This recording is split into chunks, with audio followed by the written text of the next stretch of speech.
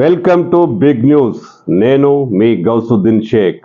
ఉన్నదే రాస్తా, చూసిందే చెప్తా. కెప్టెన్ రేవంత్ రెడ్డి టీం అద్భుతంగా ఆడింది. అన్ని సిక్సర్లే. బ్యాటింగ్లో ఆ టీం చాలా అద్భుతమైన టీం వర్క్తో సిక్సర్లు కొడుతూ ప్రత్యర్థి పార్టీని హడలు కొట్టింది. మరోవైపు బీఆర్ఎస్ పార్టీ టీం అన్ని క్యాచ్అవుట్లు, డక్అవుట్లు, ఎలాంటి బౌలింగ్ ప్రతిభను కూడా చూపలేకపోయింది. అదేంటి, ఈ రెండు పార్టీల మధ్య మ్యాచ్ జరిగిందా, క్రికెట్ మ్యాచ్ జరిగిందా అని ఆలోచిస్తున్నారా? నో. అసెంబ్లీ సమావేశాలను ఒక క్రికెట్ మ్యాచ్గా పరిగణిస్తే రేవంత్ రెడ్డి విన్నింగ్ క్యాప్టెన్గా అవతరించారు. బీఆర్ఎస్ పూర్తిగా డకౌట్ అయింది. మంచి టీమ్ స్పిరిట్తో రేవంత్ రెడ్డి బీఆర్ఎస్ను అసెంబ్లీలో తుత్తునియలు చేశారు. బీఆర్ఎస్ కనీసం బౌలింగ్లోనూ కూడా తన ప్రతిభను చాటుకోలేకపోయింది. అంటే కాంగ్రెస్ టీం వర్క్ ముందు బీఆర్ఎస్ తుత్తునియలైపోయింది. బీఆర్ఎస్ పూర్తిగా అసెంబ్లీ నుంచి ఓటమి భారంతో బయటికి వెళ్ళిపోయిందని చెప్పొచ్చు. మరీ దారుణమైన పరిస్థితి ఏంటంటే బీఆర్ఎస్ టీం కెప్టెన్, అదే మాజీ ముఖ్యమంత్రి, బీఆర్ఎస్ సర్వాధినేత కేసీఆర్, ఆయన మైదానంలోకి దిగలేదు, మైదానం వైపు చూడలేదు. అంటే కేసీఆర్ అసెంబ్లీకి రాలేదు. అసెంబ్లీకి వస్తారంటూ ఊకదంపుడు ప్రకటనలు చేసిన కేసీఆర్ అసెంబ్లీలో అసలు అడుగు పెట్టలేదు. ఈ విషయం కూడా బీఆర్ఎస్ ఆత్మస్థైర్యాన్ని దెబ్బతీసింది. ముఖ్యంగా హరీష్ రావు ఒంటరి పోరాటం చేశారు. హరీష్ రావును ముఖ్యమంత్రి, ఇతర కాంగ్రెస్ మంత్రులు దాడి చేస్తుంటే, మాటల వాగ్బాణాలు సంధిస్తుంటే ఆయన తత్తరపడాల్సిన పరిస్థితి వచ్చింది. ఎందుకంటే ఆయన ఒంటరి పోరు కొనసాగించారు. బీఆర్ఎస్ సంఖ్యాబలంగా బాగానే ఉన్న కాంగ్రెస్ ధాటికి నిలబడలేకపోయింది. చాలా పవర్ఫుల్ టీం వర్క్తో కాంగ్రెస్ టీం బీఆర్ఎస్ను ఓడించింది. అసెంబ్లీ సమావేశంలో ప్రజల దృష్టిని కాంగ్రెస్ పార్టీ అద్భుతంగా ఆకర్షించగలిగింది. బీఆర్ఎస్ను కావాల్సినంతగా బ్లేమ్ చేయగలిగింది. ఈ అసెంబ్లీ సమావేశాలను, బడ్జెట్ సమావేశాలను రేవంత్ రెడ్డి పూర్తిగా మంచి టీం వర్క్తో, మంచి సంయమనంతో, మంచి ఆలోచన దృక్పథంతో పూర్తిగా తనకు అనుకూలంగా మలుచుకున్నారు. కాంగ్రెస్ పార్టీ ప్రభావమే కనిపించింది. కాళేశ్వరం కానీ, ఇతర బడ్జెట్ సందర్భమైన చర్చలు కానీ రేవంత్ రెడ్డి చాలా దూకుడు చూపించారు. కాళేశ్వరంపై ప్రభుత్వం శ్వేతపత్రం విడుదల చేసి బీఆర్ఎస్ను గందరగోళంలో పడేసింది. కాళేశ్వరంలో అసలు జరిగింది ఏంటి, కాళేశ్వరం ఎంత దారుణంగా కూలిపోవడానికి సిద్ధంగా ఉందో అంటూ చాలా సుదారుణంగా అన్ని వివరించి బీఆర్ఎస్ను ఆత్మరక్షణలో పడేశారు. ముఖ్యంగా అన్నారం కూడా బీఆర్ఎస్ను ఇబ్బందులకు గురి చేసింది. కేసీఆర్ కలల ప్రాజెక్టు, కేసీఆర్ అద్భుతమైన ఆలోచన విధానంతో రూపొందిన కాళేశ్వరం ఎంత దరిద్రంగా తయారైందో కాంగ్రెస్ పార్టీ ప్రజల ముందుకు చాలా స్పష్టంగా పెట్టగలిగింది. శ్వేతపత్రం బీఆర్ఎస్ను డకౌట్ చేసిందని చెప్పాలి. ఎందుకంటే మేడిగడ్డలో జరిగిందేంటి, మేడిగడ్డలో జరిగిన సమస్యలేంటి, మేడిగడ్డలో జరిగిన అవినీతి ఏంటి, మేడిగడ్డను ఎలా రూపొందించారు, మేడిగడ్డ ఎంత మేరకు కుంగిపోయిందనే విషయాన్ని ప్రజల్లో బలంగా తీసుకువెళ్లడంలో అసెంబ్లీ సమావేశాలను కాంగ్రెస్ పార్టీ ప్రభుత్వం సమర్థవంతంగా ఉపయోగించుకుంది. దీనికి కౌంటర్ ఇవ్వడంలో బీఆర్ఎస్ తత్తరపడింది.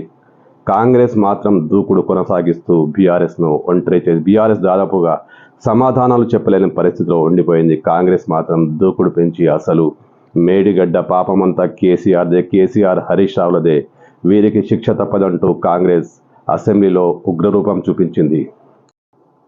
మేడిగడ్డకు సంబంధించి మాజీ ముఖ్యమంత్రి కేసీఆర్ అసెంబ్లీ బయట నల్గొండలో ఒక మంచి ప్లాన్ వేశారు. నల్గొండ బహిరంగ సభలో మేడిగడ్డకు సంబంధించి ఆయన కీలకమైన ప్రకటన చేశారు. మేడిగడ్డ, బొందలగడ్డ అక్కడేముంది అంటూ ఆయన చేసిన కామెంట్లు కూడా అసెంబ్లీలో వివాదాస్పదమయ్యాయి.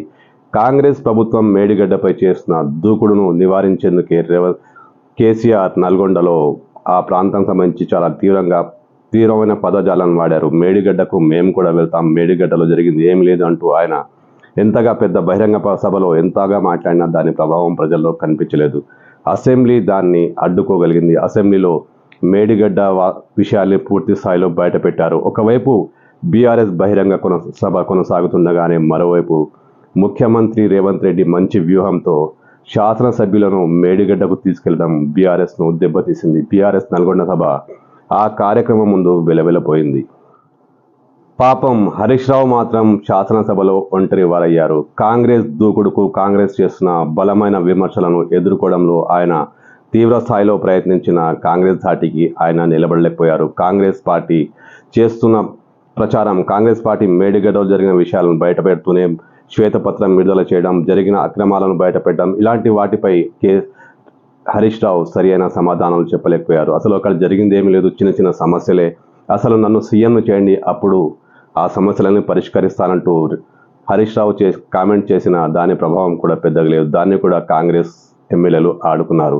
అంటే శాసనసభలో హరీష్ రావు కాంగ్రెస్ పక్షాన్ని ఎదుర్కోలేకపోయారు. ఆయన ఒంటరి పోరాటమే చేశారు. మిగతా బీఆర్ఎస్ ఎమ్మెల్యేలు ఏమీ చేయలేని పరిస్థితి. చాలామంది మౌనంగా ఉండిపోయారు. కాళేశ్వరంపై కాంగ్రెస్ పార్టీ చేసిన దాడి సక్సెస్ అయిందని చెప్పాలి. ఎందుకంటే హరీష్ రావు సమర్థవంతంగా దాన్ని ఎదుర్కోలేకపోయారు. ముఖ్యమంత్రి రేవంత్ రెడ్డి త్రిముఖ వ్యూహంతో బీఆర్ఎస్ను ఉక్కిరిబిక్కిరి చేశారు. ఒకవైపు శాసనసభ సమావేశాలు జరుగుతుండగా శాసనసభ సమావేశాల్లో బీఆర్ఎస్పై తీవ్ర స్థాయిలో ఫైర్ అవుతూ, మరోవైపు శాసనసభ సమావేశాలు జరుగుతున్న టైంలోనే మేడిగడ్డ సందర్శన, మరోవైపు ఉద్యోగ నియామకాల పత్రాలు అందజేత, ఇవన్నీ బాగా పబ్లిక్లో వెళ్ళాయి. బీఆర్ఎస్ నల్గొండ సభ పబ్లిక్ను ఆకట్టుకోలేకపోయింది. కానీ రేవంత్ రెడ్డి టీమ్ స్పిరిట్, మంత్రుల దాడి ఇవన్నీ ప్రజలను బాగా ఆకట్టుకున్నాయి. మొత్తం అసెంబ్లీ సమావేశాల్లో కాంగ్రెస్ ఆధిపత్యం, కాంగ్రెస్ హవా చాలా స్పష్టంగా కనిపించింది. కాంగ్రెస్ దాడికి, రేవంత్ రెడ్డి వాగ్బాణాలకి, రేవంత్ రెడ్డి స్పీచ్కి హరీష్ రావు ఒక్కొక్కసారి ఉక్కిరిబిక్కిరి అయిపోయారు. ఆయన సమాధానాలు కూడా చెప్పలేని పరిస్థితి. ఇతర ఎమ్మెల్యేలు అయితే మౌనంగా ఉండడం తప్పిస్తే, అవసరమైతే లేచి స్లోగన్స్ ఇవ్వడం తప్పిస్తే కాంగ్రెస్ను ఎదుర్కోలేకపోయారు హరీష్ రావు. ముఖ్యమంత్రి రేవంత్ రెడ్డి, ఆయన సహచర మంత్రుల దాడికి ఉక్కిరిబుక్కిరి అయిపోయారు. చాలా సందర్భాల్లో సరి అయిన సమాధానాలు చెప్పుకోలేక తడబడ్డారు. చాలా తొందరగా ఎంపీ ఎన్నికలు రాబోతున్నాయి. ఎంపీ ఎన్నికల్లో బీఆర్ఎస్ చాలా ప్రభావవంతంగా పనిచేయాలంటూ కేసీఆర్ కోరుకుంటున్నారు. ఇందుకు అనుగుణంగానే ఆయన వ్యూహరచన చేస్తున్నారు. కాంగ్రెస్ పార్టీ ప్రభావాన్ని తగ్గించి తీరాలని ఆయన కసిగా ఉన్నారు. కానీ అసెంబ్లీ సమావేశాలు ఆయనకు వర్కౌట్ కాలేదు. ఆయన అసెంబ్లీకి వెళ్ళుంటే పరిస్థితి వేరేలా ఉండేదేమో. కానీ ఆయన అసెంబ్లీకి వెళ్ళకపోవడం బీఆర్ఎస్కు పెద్ద మైనస్ పాయింట్. కాంగ్రెస్ పార్టీ ఈ విషయాన్ని పెద్ద ఎత్తున హైలైట్ చేస్తూ ప్రజల్లో ఆలోచనను కలిగించగలిగింది.